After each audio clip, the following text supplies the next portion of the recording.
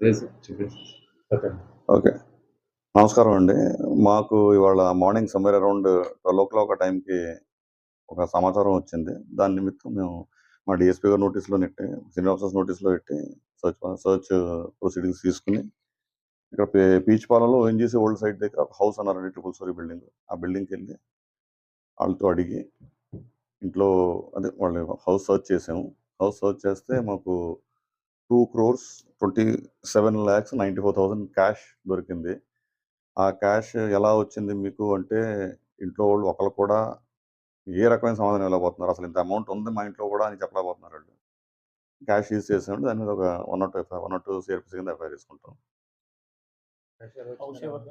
Ganta John బాబు అండి, pastor ఆయన, పాస్టర్గా చేస్తారంట. వాళ్ళ మిస్సెస్ ఏమో గంటా ఝాన్సీ రాణి. వాళ్ళు చెప్పడం ఏంటంటే, వాళ్ళు పూర్తిగా చెప్పట్లేదు కానీ amount is being sent by daughter by Ganta Jyotsna అన్న అమ్మాయి, వాళ్ళ డాటర్ హైదరాబాద్లో ఉంటుంది. తను ఏదో బిజినెస్ చేస్తానంటుంది. వాళ్ళ అల్లుడు పొద్దున్న 50 లాక్స్ క్యాష్ తీసుకొచ్చారు. మాకు అది మెసేజ్ వచ్చింది. ఆ మెసేజ్ వచ్చింది, ఆ ఇన్ఫర్మేషన్ వచ్చింది. దాని నిమిత్తం 50 లాక్స్ క్యాష్ తెచ్చాడు. అట్ ద సేమ్ ఇంట్లో కూడా ఇంకా అమౌంట్ ఉండొచ్చు అని ఒక ఇన్ఫర్మేషన్ వస్తే దాని మీద మేము వెళ్ళాం. ఇంట్లో కూడా ఫర్దర్ క్యాష్ దొరికిందండి. అస్సలు ఏమీ చెప్పట్లేదండి, ఏమీ చెప్పలేకపోతున్నారు.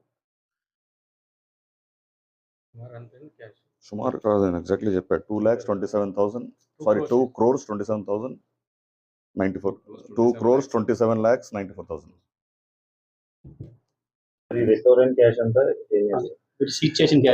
మేము దీన్ని 102 సీఆర్‌పీసీ కింద ఎఫ్ఐఆర్ వేసుకుని ఐటీ డిపార్ట్మెంట్ అప్ చెప్తా ఉంది, ఇన్కమ్ ట్యాక్స్ డిపార్ట్మెంట్ అప్ చెప్తాం.